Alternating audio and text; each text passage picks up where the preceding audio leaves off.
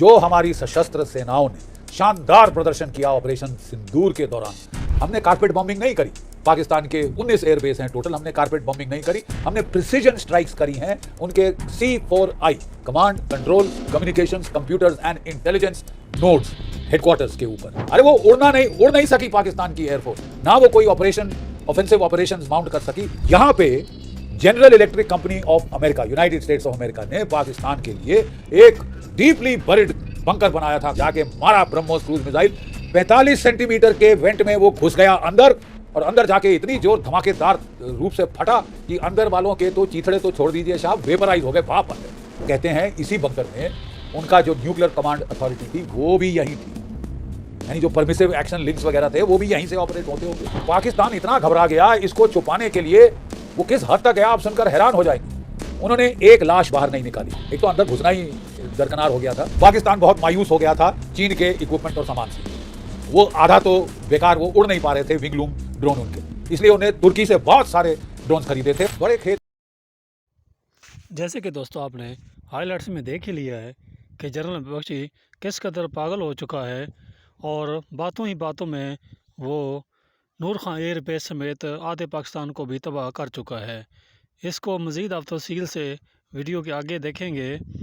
और ये हालत है इंटरनेट मीडिया की, ऐसे ऐसे लोगों को बुलाकर इंटरव्यू लेते हैं जिनको कोई समझ नहीं, कोई पता नहीं, और ऐसी ऐसी बातें करते हैं जिससे बाद में ये लोग शर्मिंदा होते हैं और बड़े बड़े चैनल भी शर्मिंदा होते हैं। और ऐसी ऐसी बातें सामने आती हैं जिसका पूरी दुनिया में मजाक उड़ाया जाता है, और ये ख़ुद अपनी बातों को समझ नहीं सकते। इनकी आवाम भी इंडियन मीडिया की बातों से तंग आ चुकी होती है।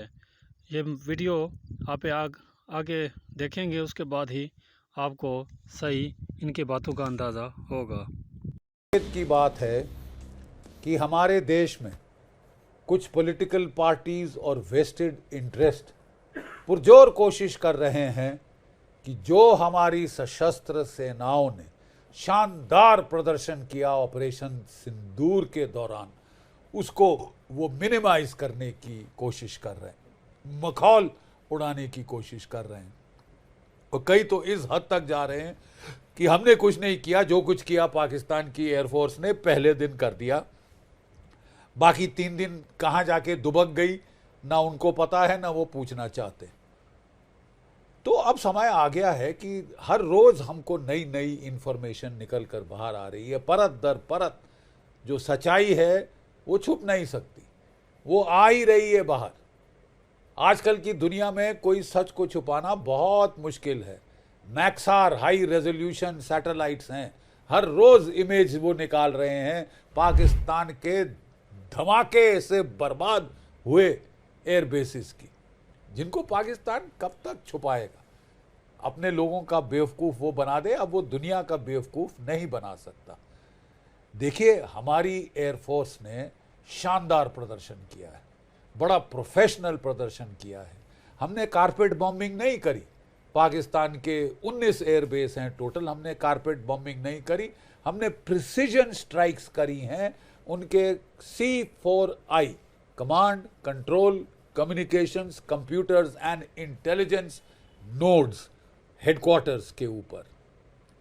ये जो नोड्स थे बहुत अहम नोड्स, इनको निस्तनाभूत कर दिया, और इससे पाकिस्तान की एयरफोर्स के तमाम ऑपरेशंस को पैरालाइज कर दिया। अरे वो उड़ नहीं सकी पाकिस्तान की एयरफोर्स, ना वो कोई ऑपरेशन ऑफेंसिव ऑपरेशंस माउंट कर सकी, ना वो अपने आप को बचा सकी, जबकि हमने एक के बाद एक 12 में से 11 एयरबेसिस के तो पर खच्चे उड़ा दिए जो कि भारत के नज़दीक। और अब हर रोज़ खबर आ रही है कि पेशावर भी हिट हुआ, रहीम यार खान तो हिट हो ही गया था, कितने और नए नए नाम आ रहे हैं जो पाकिस्तान बोल रहा है कि हम हिट हुए हैं। उन्होंने डोसियर जारी किया है साहब, और हमारी ओरिजिनल लिस्ट में जो अनाउंस की थी DGMO ने, उसमें तो ये थे ही नहीं। लगता है ये डैमेज किया है हमारे ड्रोन्स ने, जो कि स्काई सर्चर ड्रोन्स वगैरह और दूसरे ड्रोन्स हैरॉप हार्पी वगैरह, इन्होंने बड़ा ज़बरदस्त नुकसान किया है। नागास्त्र वगैरह वगैरह काफ़ी नुकसान किया है, जो कि अब पाकिस्तान आगे बढ़ के बता रहा है कि साहब ये भी हिट हुआ, ये भी हिट हुआ। लेकिन कितनी जोर से हिट हुआ है अभी भी छुपा रहा है। देखिए मैं आपको बताता हूं, एक कैटेगरी ऑफ टारगेट्स होती है hardened deeply buried target, HDBT, hardened deeply buried target, मतलब अंडरग्राउंड खोद के टनल्स बना के कमांड पोस्ट बनाते हैं, रीइंफोर्स सीमेंट कंक्रीट स्टील शील लगा के। और ये तो मतलब एक कला है अपने आप में, हर कोई नहीं कर सकता। पाकिस्तान ने भी मदद ली है चीन की इस तरह के कमांड पोस्ट और अंडरग्राउंड शेल्टर्स और स्टोर्स बनाने की, टनल्स बनाने की। चीन को बड़ा तजुर्बा है टनलिंग के अंदर, और ईरान को बड़ा तजुर्बा है टनलिंग के अंदर। अब मैं आपको बताता हूं कि इसका हुआ क्या है। बात करें सबसे पहले पाकिस्तान के जो क्राउन ज्वेल एयर बेसिस है, वहां पे क्या मार पड़ी है, मैं ज़रा जो नई नई खबरें आ रही हैं उसके मुनस्सर मैं आपको बताता हूं। देखिए नूर खान एयर बेस में पाकिस्तान, जो कि रावलपिंडी और इस्लामाबाद के ठीक बीच में, नूर खान एयर बेस, राइट, ये उनका VVIP एयरक्राफ्ट स्क्वाड्रन, उनका एयर टू एयर रिफ्यूलर वगैरह वो सब यहाँ से ऑपरेट करते हैं। F-16, JF-17, मेरे हिसाब से तो कुछ ये इनके J-10C भी यहाँ से ऑपरेट कर रहे थे। ये इनका क्राउन ज्वेल है। तो जनरल इलेक्ट्रिक अमेरिकन कंपनी ने ये हार्डन्ड अंडरग्राउंड बंकर बनाया, जिसमें कि पूरा command and control communication network centre यहाँ पे था। इसको तो टैक्टिकल न्यूक्लियर बॉम्ब से भी ठोकना मुश्किल था, इतनी मोटी चद्दर थी इसकी छत के ऊपर, रनवे के नीचे इसको बरी किया हुआ था, उन्होंने गाड़ के बनाया था। ऊपर चद्दर कितनी मोटी होती है रनवे की, उसको उन्होंने रीइंफोर्स सीमेंट कंक्रीट वगैरह लगा के एक अभेद्य एक नीचे अंडरग्राउंड उन्होंने किला बना दिया था। और यहाँ पे पाकिस्तान की एयरफोर्स की जो नर्व सेंटर था कमांड एंड कंट्रोल का, वो था। नर्व सेंटर में केवल एक ही भेद था, एक ही ठोकने की जगह थी। इसमें एयर कंडीशनिंग के लिए उन्होंने वेंट्स खोल रखे थे ताकि ताज़ी हवा अंदर आए, अंदर की दूषित हवा बाहर फेंकी जाए, नहीं तो वहाँ नीचे रहना मुश्किल हो जाता। ठीक है, 45 सेंटीमीटर का था ये air conditioning went, air vent जिसको बोलते हैं, 45 सेंटीमीटर का। हमारे नाविक सैटेलाइट, लो अर्थ ऑर्बिट सैटेलाइट ने ये 45 सेंटीमीटर का वेंट पकड़ लिया। ये टारगेट हमने पास ऑन करी हमारे ब्रह्मोस क्रूज मिसाइल्स को, उनमें टारगेट फीड इन करी गई। और जब यहाँ पे मीटिंग हो रही थी, उन्होंने जाके मारा ब्रह्मोस क्रूज मिसाइल, 45 सेंटीमीटर के वेंट में वो घुस गया अंदर, और अंदर जाके इतनी जोर धमाकेदार रूप से फटा कि अंदर वालों के तो चीथड़े तो छोड़ दीजिए साहब, वेपराइज हो गए, भाप बन गए। कोई 100 वहाँ पे पाकिस्तान के senior officers, command chain air force की वहाँ बैठी थी, ऑपरेशंस को मॉनिटर कर रही थी इस सिक्योर अंडरग्राउंड बंकर में। ठीक है, एक धमाके में सब के सब पर खच्चे उड़ गए साहब, मतलब उनका तो कुछ चीथड़े नहीं बचे होंगे अंदर। और पाकिस्तान की सारे जो कि HQ-9, HQ-16 सारे के सारे जो उनके सरफेस टू एयर मिसाइल, जो भी डिफेंस नेटवर्क जो था, वो सब खलास हो गया। पाकिस्तान की एयरफोर्स नंगी हो गई साहब उसी वक्त। अब भारत के जहाज तैयारे कहीं भी जा सकते थे पाकिस्तान में, कहीं भी ठोक सकते थे, पाकिस्तान ठेंगा नहीं कर सकता था। और कहते हैं इसी बंकर में उनका जो न्यूक्लियर कमांड अथॉरिटी थी वो भी यहीं थी, यानी जो परमिसिव एक्शन लिंक्स वगैरह थे वो भी यहीं से ऑपरेट होते होंगे। ठीक है साहब, ये तो डेवास्टेटिंग स्ट्राइक थी साहब।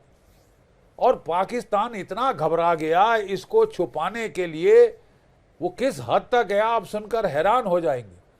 उन्होंने एक लाश बाहर नहीं निकाली, एक तो अंदर घुसना ही दरकनार हो गया था, एक लाश बाहर नहीं निकाली, एक चीथड़ा इक्विपमेंट का पीसेस पर खच्चे उड़े हुए बाहर नहीं निकाले।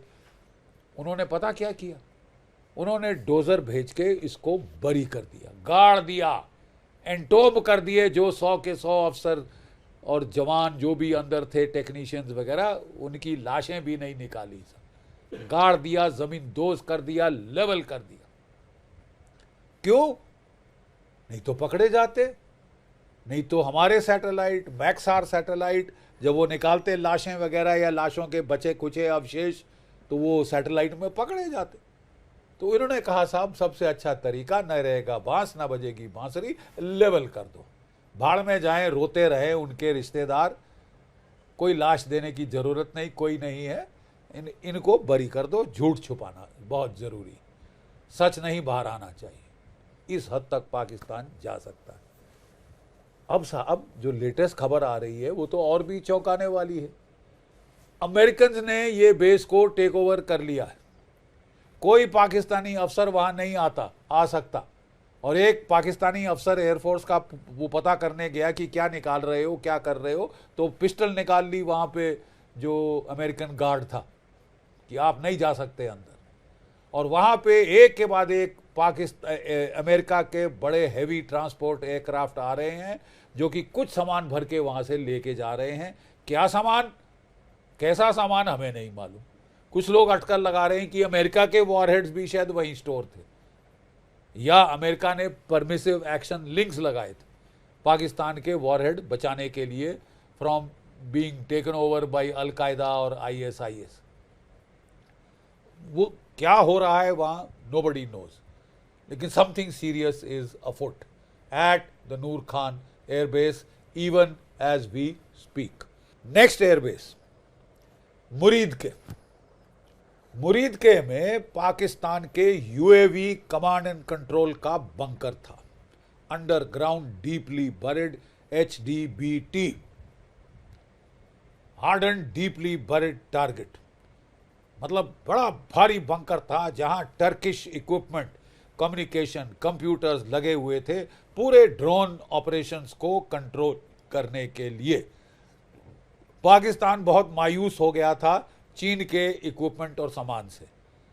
वो आधा तो बेकार, वो उड़ नहीं पा रहे थे विंगलूम ड्रोन उनके, इसलिए उन्हें तुर्की से बहुत सारे ड्रोन्स खरीदे थे और उनका पूरा कमांड एंड कंट्रोल यहाँ मुरीदके में था, इस सेंटर में। हमने स्पाइस क्रूज बॉम्ब ठोका वहाँ पे, जो कि हमारा रफाल फायर करता है। 3 मीटर का होल उसके छत में बनाया, अंदर जाके फटा, चीथड़े हो गए साहब, उनके बंदों के, उनके अफसरों के, टेक्नीशियंस के। और ये बड़े हाईली ट्रेन टेक्नीशियन होते हैं साहब, हर कोई नहीं ऑपरेट कर सकता। और कहते रहे कि कुछ तुर्की वाले भी अंदर मारे गए, अफसर और टेक्नीशियंस उड़ा दिए, परखच्चे उड़ गए। और वहाँ भी पाकिस्तान ने क्या किया साहब, एक तो उनका जो रडार सिस्टम था जो कि भारत के अंदर देख रहा था, जो कि ड्रोन्स को गाइड कर रहा था, उड़ गया। गाइडेंस सिस्टम बर्बाद हो गया। उनके ड्रोन तो आसमान से टपक टपक के गिरने लगे। अरे 800 से 1000 ड्रोन फायर किए हैं पाकिस्तान ने, चलाए हैं पाकिस्तान ने भारत की तरफ, ज़्यादातर तुर्की के ड्रोन।